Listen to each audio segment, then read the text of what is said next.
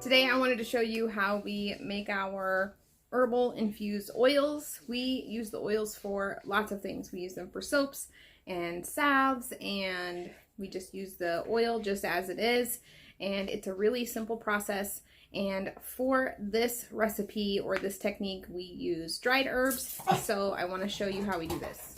The first thing you're going to want to do is prepare your herbs or your flowers. In this video, I am going to do some goldenrod, some lavender, some chamomile, and some rose petals. If you have purchased your herbs or your flowers, chances are they're already at the state to where you're ready to use them. So if that's the case, just go ahead and skip this step.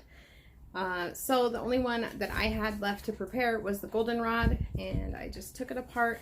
And then you pack everything into your jars. You don't want them to be too tight, but you don't want them to be super loose either. You want to have a good amount of the herb in your jar so you get a nice amount of the medicinal properties for your oil infusion.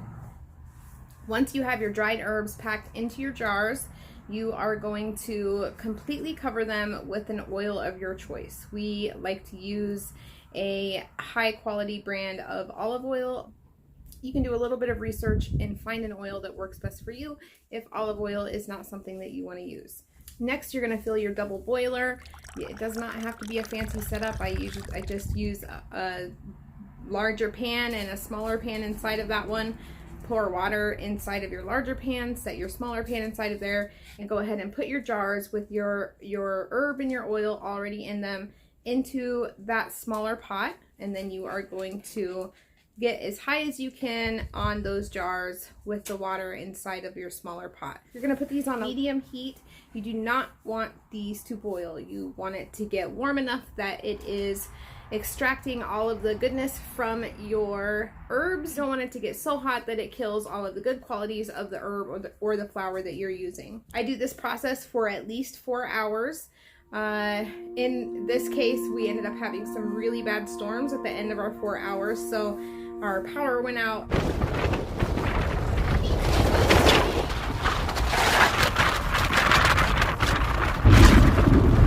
see if it's gonna hail because it's way cold.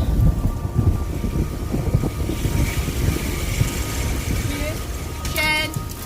Yeah, there's kind of dirt somewhere and then we get caught out in the rain. Where is this at on the radar? 84 miles an hour right on us. That's us right there. 84 miles an hour. Bro, it's like gonna shatter the windows. We should go inside. That's hail. Yep. What, Cal? At least the motherfucker will be full. Everything will be full.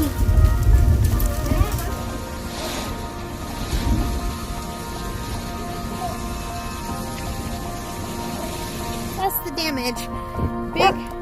Big branches down everywhere. Lots of sirens and trucks went south of town. Look, siding is completely gone off of our shed. No more siding. That's very funny. The siding is completely gone. Where did it go? Oh, there's some over there. God for our wimpy bed. Good thing you guys was in the house. How'd that even happen? Here, I'm gonna get his trash can. It blew over. This is all blown down.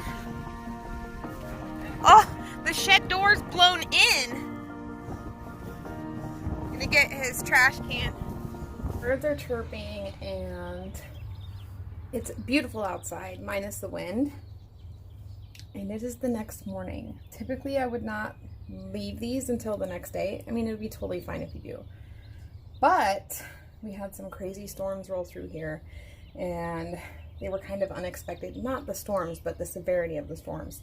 And so we got really busy with those, but now we're gonna go strain our oils and label them, and I'll show you how I do that process. After your oil has been in the hot water in the double boiler for at least 4 hours, you are going to then strain your oil. It's super easy.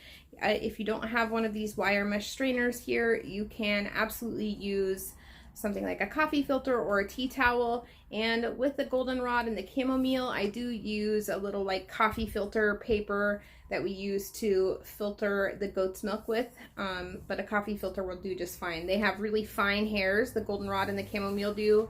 Not hairs, really fine particles of the flower, and those tend to come through that little mesh wire strainer. And that's it. It really is that easy. Once you have your oil strained and squeezed out, every last drop of goodness is out of your infusion.